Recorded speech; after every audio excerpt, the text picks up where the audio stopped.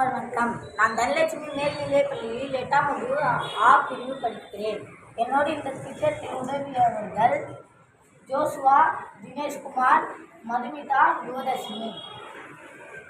நான் Marie Curie என்ற குழுவிலிருந்து பேச வந்துள்ளேன்.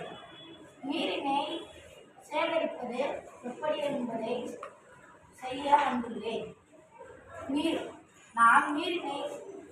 நாம் ரிவர்ஸ் ஆஸ்மாசிஸ் என்ற இயந்திரத்தினை பயன்படுத்தும் போது நாம் எவ்வளவு நீரினை பருகுகிறோமோ அவ்வளவு நீர் வீணாக்கப்படுகிறது.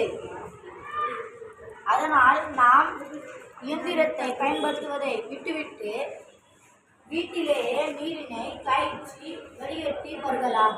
இதன் மூலம் உடல் நலம் மேலும் அதிகரிக்கும். மற்றும் சலவை இயந்திரத்தினை பயன்படுத்தும் போது நீர் அதிகமாக வீணாக்கப்படுகிறது.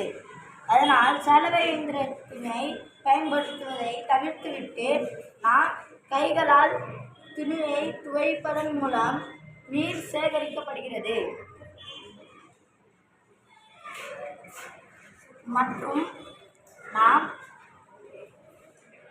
சமையல் பாத்திரங்களை கழுவும் போது அந்த நீரை வீணாக்காமல் செடிகளுக்கு பாய்ச்சினால் செடிகள் வளரும்.